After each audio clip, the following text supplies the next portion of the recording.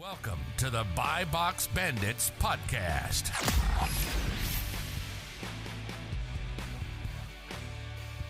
What's up, everyone? Welcome back to the Buy Box Bandits podcast. Today, we're joined with RealizeProfits, who actually is on pace to do over $700,000 in wholesale revenue this month. So we're excited to talk about all that, basically. Thanks for joining us, man. Thank you for having me. I really appreciate it. Absolutely. So we were talking a little bit off camera about some of the growth, basically, but you want to kind of introduce yourself, tell us everything kind of about you, everything, and then we're going to dive tactically into the rapid growth, wholesale, beginner strategies, everything like that. Yeah, sure. So just over 3 years ago, we started our business on Amazon. Previously I started a few different businesses, tried Shopify drop shipping, private label, drop shipping even on Amazon. And then kind of when we first started, we used eBay drop shipping, wholesale drop shipping as a way to have cash flow for a business to invest into Amazon. So we originally started with Amazon a little bit and eBay at the same time. We did eBay for about a year, grew that up to over 6 figures a year in revenue, took that money and just continued to invest into Amazon. The first year was a little bit difficult for us to grow, a lot of mistakes of purchase orders and just kind of learning. And then that's when I decided to kind of invest in myself, learn from other people that have wanted to do or have done what I wanted to do. So I took their experiences and just kind of studied and as much as I could, and just continued to reinvest money back into our business. So you started Amazon wholesale about 3 years ago. Yes, I never used OA or RA. Pretty much went straight into wholesale. It took a few months to learn the model before we actually placed our first purchase order. But yeah, we started with wholesale essentially selling. And so back then there was just like so much less content. So what gave you that bug? Do you remember? Yeah, so this guy named Bo Crable. Oh, that's awesome. Yeah. Um, he's when I was like in college still, I was sitting in class. I actually took a business class and like I fell in love with business. I really didn't know what I wanted to do. And I kind of just started researching and I saw that you could sell name brand products on Amazon. And I was like, wait, this like makes sense because I walk into Walmart, walk into Target.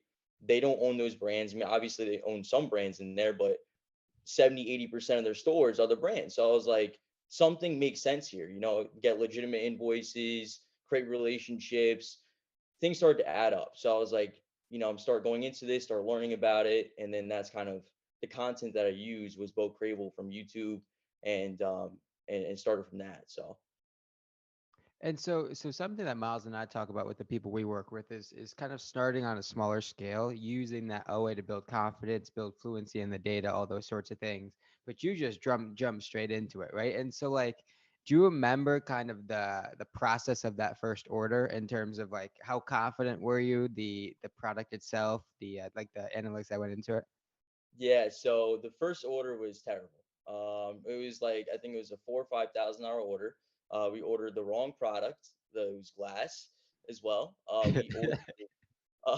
We ordered like shoes that were the wrong items. It was so bad. It really was so bad. But yeah, we didn't really understand like variation listings at that time back then. So we bought variations that weren't selling. It was a nightmare, honestly. But yeah, so the process of kind of doing that was just trying to learn Keepa, trying to learn how to buy correctly. And I agree with you guys in the aspect of investing in a smaller scale at first, just because it definitely is a better way. Because with wholesale, you got to be able to build larger purchase orders to get the pricing that you need to be competitive on Amazon realistically. So I think it's using those models to help grow and get an understanding of the marketplace and how to sell products on Amazon is a really good foundation to start with. So Sure. That's what's nice, though, is that everything does work. You know what I mean? Like, if you take the right mindset to anything, it's going to work within 6 months or within a year. Like, and even just off being around it a couple of years, like you did start out when arbitrage wasn't as feasible from an ungating perspective, definitely. And I kind of did too, and then got lucky that it did become a thing like 2 years ago, basically. Can you walk us through the year by year revenue jumps, basically, and then we'll kind of dive into the big inflection points?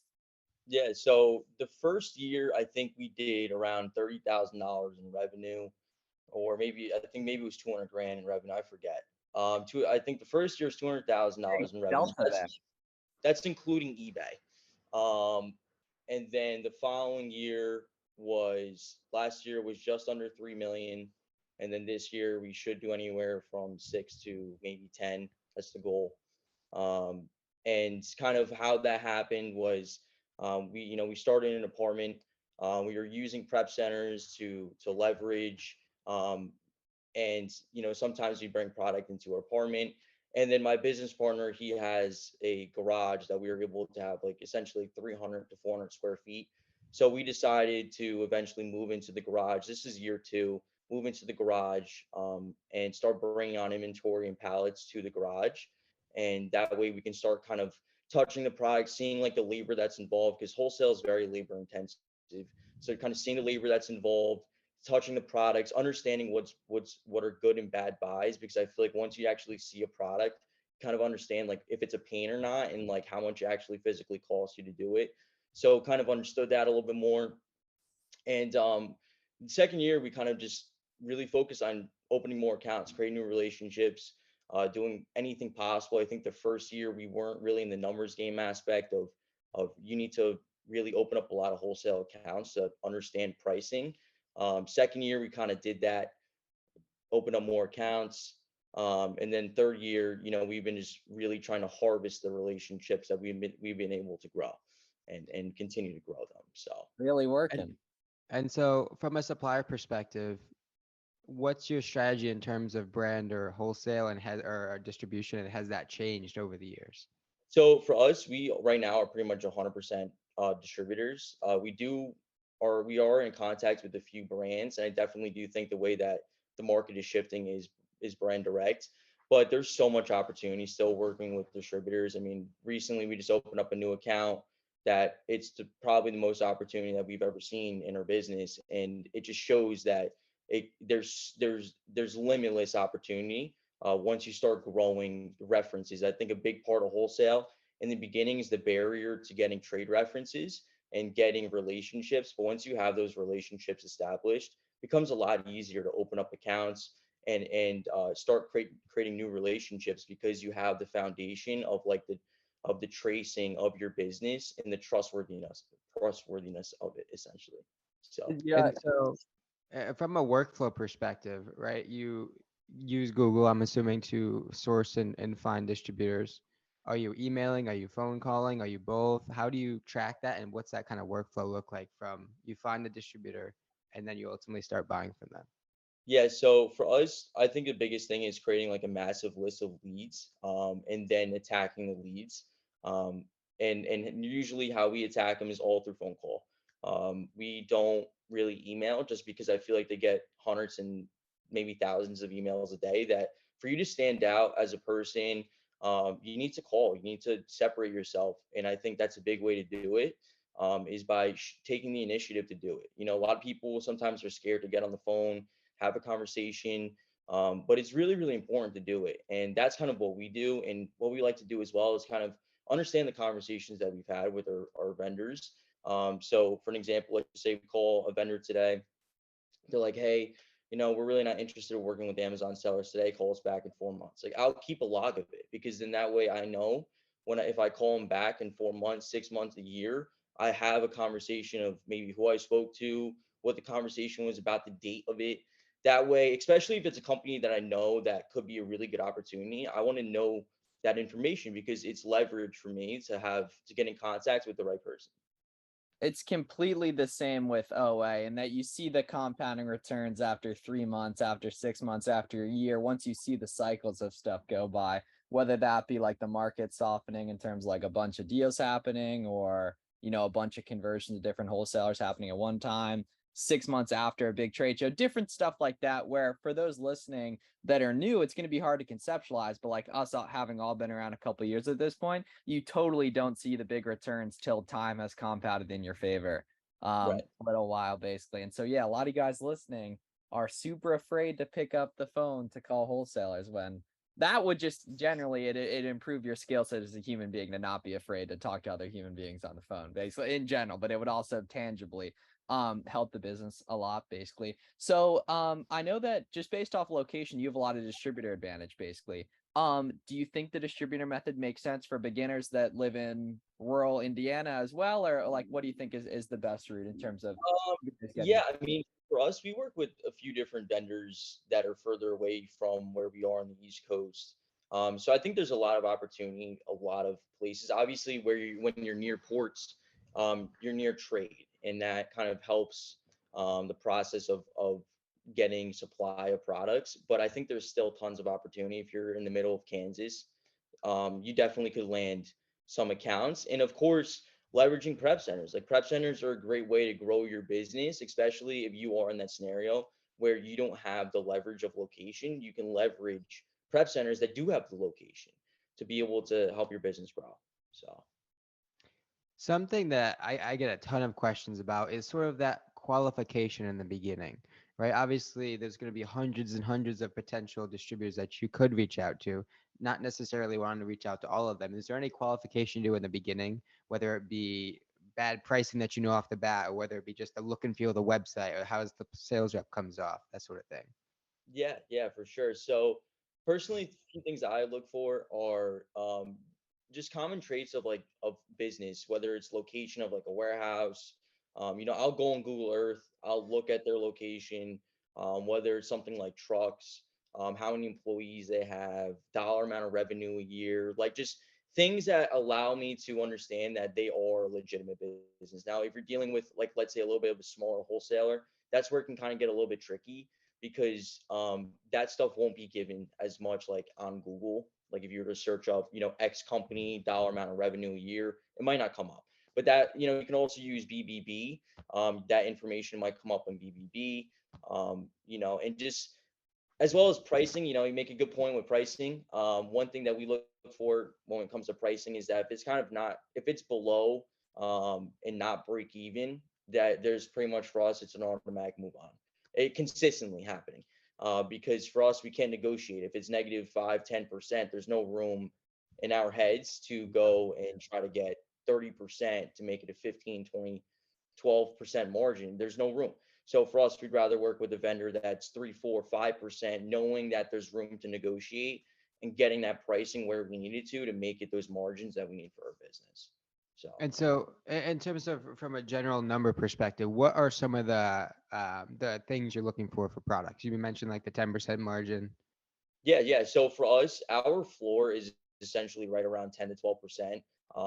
And we look at the dollar amount of profit personally. Like as much as I love things like small and light, I think small and light can sometimes be a little bit deceiving because let's just say a product is selling at $9 and you're like, oh, it's 12%, but in reality, it's a dollar a sale. Like for us, we have labor, we have expenses, overhead. For us, that's not a profit. So we prefer to look at a dollar amount of profit.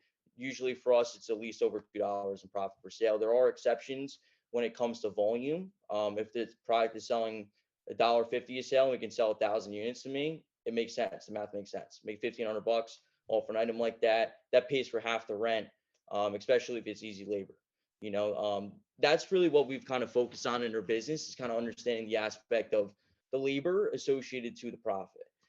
Because an item could be a 4-pack that you can produce 400 units of in 3 hours compared to, let's say, an item at $1.50, you could do 700 units of. To me, the math is better at $1.50 for 700 units than it would be 400 units at $2 in 4 hours. Do more products. You literally do more products. So Sweet. whatever that math, you know. Yeah, Yes. I'm looking at your Instagram. This is pretty awesome. So I'm seeing March, April 2021, you did 18,000 and it was 94% growth month over month too. So you're really on the come up. And then April 22, it's 124,000 with 1700% growth year over year. Now this year, 641.9 with 43% month over month growth, which is massive. I mean, ridiculous at that scale. We got to talk about that. And then 400% growth year over year. The elephant in the room outside of like tactical strategy is just the overall capital needed to grow like that. So can you talk through strategies in terms of how just acquiring capital needed to grow like that? Yeah, so for us, we previously did take an Amazon loan probably 6 months ago, which helped their business. We also do have a line of credit with Goldman Sachs. It was offered through Amazon, which personally I love line of credits. They're amazing. But those are the two lending strategies that helped grow our business. That was pretty much an additional $300,000 in capital that we could pretty much put into our business. Now, I think it's really important to say as well for people that have money on the table that you could leverage is that you need to know how to use it correctly. You need to have the products ready, you need to have the relationships.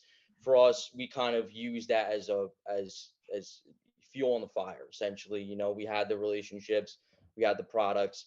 And at that point, we focus more on our systems in our business and working on them. That's what's really helps your business grow in the wholesale aspect is I think going from 0 to 100 in wholesale is really about numbers, opening up accounts, just getting access to some products. But going from 100 to 250 to 250 to 500, even from us now seeing 500 to a million, we were stagnant for probably 3-4 months. And the reason why was because it wasn't because of cash. It was because we didn't have the correct systems in our business to continue to bring more inventory in. So those are the kind of things that the shift that we've needed to make personally for our business too, to grow. So something that Miles was alluding to from an OA perspective was sort of that like compounding effect, right? The increasing return on experience, right? And most of that is That's a game. Increasing return on experience. Ooh. the increased confidence, right? The ability to go deeper on specific opportunities when they come, right? Hitting singles for 8 months out of the year, and then really being able to take advantage of the few bolo opportunities that come now and time and time again. And that's how really OA starts to grow. Same thing with wholesale, right? For you guys, how is that sort of confidence built to be able to place those larger purchase orders, those larger the POs? That's a great question because it's kind of like in the beginning of wholesale, it's like you kind of get nervous spending a lot of money. Now it's almost like we need to spend a lot of money. It's kind of like it's just weird how it kind of changes. A few years ago when we were placing smaller orders, you get kind of pressured. You get kind of a little bit scared, I guess, to place these larger orders. But as as you continue to do it, you see inventory selling, you see products, you see your profit, you understand your numbers, and you kind of get more comfortable placing these larger orders, and you kind of understand that the way you need to grow your business is by continuing to do the cost of goods and the purchases. And I also think a big part of it's having trust in your vendor and your relationships. If you have a really great relationship with your vendors, and you trust them, for us, we have specific delivery dates for some of our vendors, so it helps us kind of time and understand when products are coming into our building, which also helps that as well. So. And how does wholesale lead times work at that scale? Yeah, so for us, our lead time from our vendor getting into Amazon or just in general. More so on the vendor side of things, because I assume you're just pallet, like do you like maybe even third party trucking to get product to Amazon, I assume as well. Yeah, so depending on the vendor, usually our lead times are around 2 to 3 days for a product. Oh, that's fire. Okay. Yeah, that's super fire. Damn, like getting product from the supplier. Yes, to us. Oh, that's fine. Okay. Oh, no wonder you're growing so quick. That's fucking awesome. Okay, cool. Very good. And I assume part of that's local advantage. Yeah, some of our vendors are pretty far, to be honest, probably 8 hours away. It's just, a lot of the vendors that we've been able to create relationships with, they just have a consistent, I think a big part of it is being on a truck route. With some of these distributors or wholesalers that have trucks, you want to leverage their trucks. And for us, we have specific order dates. Like, yesterday we'll place an order with one of our vendors. We'll either get it tomorrow, we'll get it on Tuesday, get it on Monday, so that kind of helps us plan the work because, we have staff, we have employees. It helps us understand what needs to go without overbuying or underbuying, so in that way we're not sitting on cash and our staff has work and we're growing our business too. too, so. And then from the lead time for us to go from our warehouse and physically receiving inventory to selling it is around 4 to 5 days. Yep, makes sense. And s- In no, go terms on. of like the staff you're referencing, what does the current setup look like? I know you're in the warehouse right now, just kind of operationally staff. Break that whole thing down for us. Yeah, so we have 6 to 7 production employees in our warehouse. Sometimes it changes depending on, some people come in like part-time essentially. We have pickers and packers, and we have one warehouse manager. So our warehouse manager deals with the discrepancies of our vendors, deals with receiving inventory, creating shipments, shipping out the inventory with our relationship with our carrier, that type of stuff, kind of more on the higher level tasks for our business, so we can delegate those. And then when it comes to the pickers and packers, we have production stations that we're just able to essentially, the way we receive inventory makes it a lot easier for our production staff to be able to operate and have a workflow. So for us, we produce anywhere from 2,000 to 3,000 units a day. And so what's the sort of dynamic between you and your business partner in terms of how that separation of work happens and like who does what?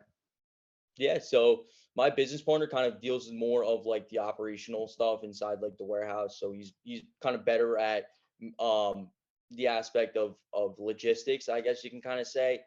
He also does some buying for a business, and for me, I'm more of like the buyer.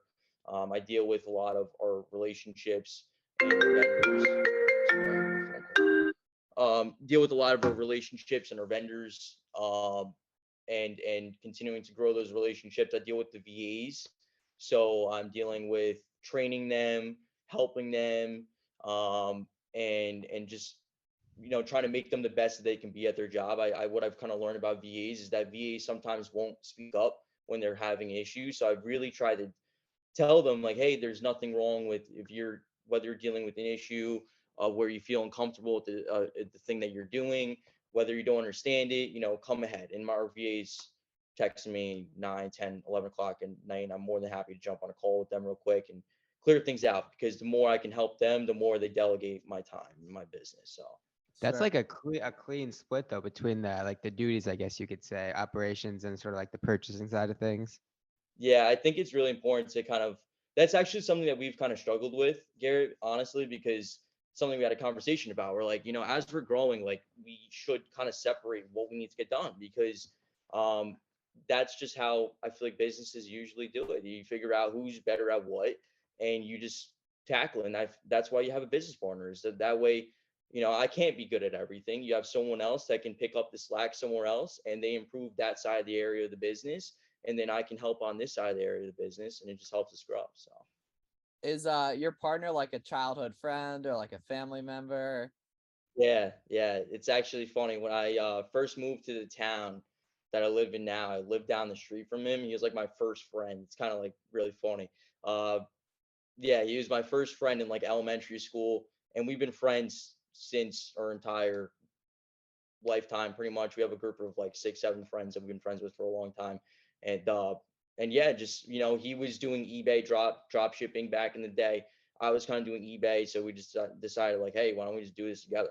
So that's But it. yeah, you're very lucky. Yeah, I've been super lucky with some of that. As well. And you just started the IG page like in the last 30 days, basically. Like, had you always been a lurker, or are you like brand new to the community, basically? So I had another IG, and then for whatever reason it got taken down. Maybe it was like maybe it was copyright music. I don't know really what it was. So I couldn't create new Instagram. So I kind of just let it be, focused on my business. And then KT texted me and he was like, you got to get your IG back up. I'm like, all right. If you're telling me I got to get it up, I got to get it back up. So I decided that I just create a new Instagram. And I mean, honestly, the reason why I do it is just kind of help other people learn any aspects in their business that maybe can help them. Even if it's one nugget of information that can help grow their business, it's a win for me personally. So yeah. How long Yeah. have you known KT? KT, I've known KT for probably over a year now. Um, I would say. I think so. I would say it's probably anywhere 9 to 12 months I've known Yeah, I was KT. thinking, I feel like I followed your old account. I don't I know why. think, Oh, yeah, okay, cool. Yeah, I was thinking I did because I knew I was looking. I was like, I feel like I've been following this dude for a little while, and then I saw your page like the latest. They're the first post is like April 5th or something like that. Basically. So yeah, I don't know. And like, so you were very lucky because you had someone locally that you could talk to about Amazon stuff in the early, and I guess talk every day, work with, etc. Basically, are there other guys outside of like KT in the past, like kind of from the early days that you were always talking to, or had it pretty much just been your partner? yeah. Larry, Watch Me Amazon. He's tremendously helped their business. Um, Trish, Trish Klotz. She's amazing. Oh, is that Um, Is Ian? that Ian's mom? yeah, yeah, yeah. Oh, Yeah. that's amazing. Oh, that's amazing. That's awesome. Okay. Yeah, yeah, Cool. Trish, she's amazing. I actually had a phone call with her for an hour like last week. That's She's awesome. a good person. She really is. Um, as well as Mike, One Up FBA. Cool. You know, Oh, we yeah. So you're really in it. Yeah. That's awesome. Cool. Okay. Super. So you're getting a lot because like that's the thing is like there's a lot of people out there who like especially beginners who would just have never talked to anyone about any of this stuff, and the yeah, only input they get that's not from faces on a screen is like that's not going to work. You're wasting your time, etc. So I think it's so important to like get in the community and get that positive feedback and 100. both tangibly and intangibly, basically, Yeah. on that. I think networking is like so crucial to growing your business, regardless of what business you're in. Learning from other people's mistakes. Mistakes are usually expensive. You know, learn from them, and you learn from other people's mistakes that made those mistakes, and it really like just helps you cut corners, like the right corners in your business. So Yeah, and it's a little counterintuitive, right? Because technically we're all competitors in a way, but at the same time, it's like you have to think about it. It's like the reason why you weren't allowed to cheat in school was because that made it easier. Basically, when in this, like we're all trying to get the same thing, whatever, but you're allowed to cheat. And for some reason, some people still will like call themselves an introvert, whatever, and justify having it way harder than everyone else and having it be way less fun for yeah. God knows what reason. Basically on that. So okay, for the person, the BBB listener, a lot of arbitrage guys, guys and girls. Basically, what do you think are the first steps to get their first wholesale account open in the next month and start buying some product? Um, Start making a lead list. Start going on Google, and start looking up distributors. And you just do that a few different keywords. I think Google is very, very powerful in the aspect of it's like Amazon. You take up if you look up Dove body wash and you look up Dove body wash X, something else is going to come up. And that's the exact same thing with wholesalers and distributors. It's just playing with keywords. So that's what I would do first. Start researching accounts. I wouldn't necessarily call them right away and make a list because the way I like to think about wholesale is like girls. If you have one girl that you want to talk to and you get rejected, you get really, really upset. But if you have other girls, you have options to. If you get rejected, well, you Interesting. have the ability to be like, okay, there's other fish in the sea. This is Next, how next, Miles runs. He keeps like a squad of 30 that he just All right. runs Oh yeah. back to back to You back. that's gotta have a more roster. Okay. Never ending roster. Okay. What are some of the bottlenecks you currently have and that you've kind of overcome in the past to keep growing? yeah. Man, that's bottlenecks currently that we're facing today is buying. Our production staff is essentially outpacing our buying, which is not a bad thing. It just means that we're getting work done quicker than we can keep up with, but it's translating into the revenue and sales and cash flow that's coming into our business. So that's one bottleneck that we've been facing. Another bottleneck that we've been facing is really just improving our systems. Like I mentioned kind of earlier, it's like as you start to grow, it's not really about just buying inventory. It's more about like you creating a systemized business. You need to have systems in your business because things just come out of nowhere. There's the time that we received, we placed, 30 grand order and we got in around $22,000 of it was just missing. and we have X amount of days to report this to our vendor. And if we don't, we're losing $22,000. That's a lot of money. So those kind of having those systems to address that right away. And it's something like as minor as that never comes up, really doesn't. That's a needle in the haystack. But in a scenario where things do happen, you need to have the right structure for your business. And for us, that's what bottlenecks that we're facing is creating those systems where we're continuing to delegate in our business. And if my business partner and I were to step away, our business can continue to run and continue to grow. So Sure. And do you see like the immediate growth in 6 months, 12 months being like purely Amazon, or do you have your hands in any other businesses or interested in it, or are you just tunnel vision? right now, big thing for my business partner and I is real estate. We've been wanting to invest into real estate for quite a while now. As well as we've been considering open up like a B2B channel for other sellers that actually want to. That'd be awesome. Yeah. So that is something that we've been considering, but it's just we have so much going on in our business right now. We're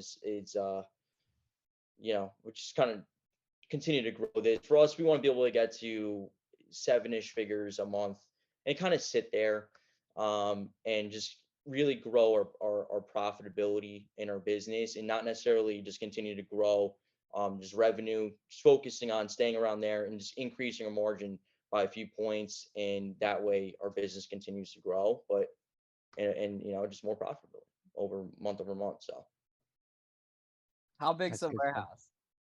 our warehouse is around 2,500 square feet, Oh, which is so not. okay. Yeah, I assume it's decently, well, it looks fucking huge from the pictures. Or is that like the I might be wilding on that. I mean, Yeah. it's just it's we can go up in height, but I think a big Okay. part of like wholesale is you don't really need like that much space. It's more about turning your inventory. Yeah, That's food pump and stuff. you know? Yeah. All the inventory that comes into our business essentially leaves our business within 4 to 5 days. So we get a truckload of inventory in, that same inventory is out, we have another truckload coming in. So Sweet. That's the Amazon lit. That's the Eric strategy. Yeah, yeah, well, yeah. efficient, man, definitely. Yeah, Yeah. I'm sure you gained some inspo from those guys as well. Basically, if you could change like one thing, or just kind of like any big mistakes you made, or even just like concepts moving into XYZ quicker, from the beginning, basically would have helped you fast track things if there are any, because you've grown, I mean, super quick. Um, things that would help me fast track is this is gonna be good. Don't use partner carrier. That's the answer. Don't use partner Just carrier. check-in times or what? Say that again. As in a check-in times issue or what? Yeah. Just because Amazon partner carrier. So with the thing with the Amazon partner carrier is that what I've learned in our business is that we need to have control. And when you put your inventory into Amazon's hands, they have control over their logistics. So for an example, Miles, let's just say that you own a truck, Garrett, you're Amazon. Garrett, you can't tell Miles what he can and can't do with his trucks and trailers because you own a different business. Now, for you, Garrett, you own Amazon. You have control over saying, okay, logistically, it makes sense to drop this trailer because I'm going to use my tractor to go pick up something else. So for us, through our experiences, partner carrier, and even Amazon Freight, we've had a lot of issues with drop trailers. Essentially, our inventory just sits in a trailer outside of a distribution center waiting to get checked in. And for us, we need that inventory turning. We need the money coming back into our business. So that is something that I would highly recommend for people to do, is that if you have access to using a third-party carrier in your business, whether that's LTL or maybe FTL, depending on the size of your business, but use third party because you essentially have more control over when products get checked in to Amazon and selling. Yeah. Cool. Okay, I didn't expect you to say that, but that's a interesting and unique. I mean, we've interviewed a lot of wholesale guys. That's the first time I think someone's ever kind of broken it down like that. That was maybe cool. they're all doing it. They're just not saying it. Yeah, who knows with that? But cool, dude. It's fucking awesome connecting with you today, babe. We'll definitely have to. Oh, you be at AST? I might be Yeah, at you're ASD. posting on too much you're posting on Instagram too much not to. Come on. Like, dude, it's like everyone's gonna be there, man. I might go in February just because I went to Vegas in February and I had a great time, but we stayed for too long. We stayed for 9 days in Vegas. And Oh, yeah, that's Yeah. heavy. yeah, Yeah. Okay. One you guys year, when you, That could be dangerous then. I get it. Yeah. so one I year mean it we was, stayed at, last year, the year prior we went to ASD, it was my first time ever being on the West Coast. So I wanted to the following year I wanted to like actually, explore a little bit, see what's out there. So we did things like go to the Grand Canyon and see some other really cool stuff like Death Valley in California. We rented a car. It was a really great trip, but definitely a lot of money. Which just maybe we'll go to Vegas and ASD in August, but you know, definitely it's always a good time going to ASD. Yeah, for sure. Okay, so you got 443 followers on IG right now. Go follow him, Realize Profits. As simple as it sounds right there. Let's see if we can get him to like 600 next couple days. But yeah, dude, awesome. Thank you. Thank you very much. We really appreciate Thank it. you guys. I really appreciate your time and willingness to bring me on the show and thank you. So Sweet. For thanks, sure. man. Yeah, thanks everyone for listening. It's episode guys. 124. See you guys in the next one.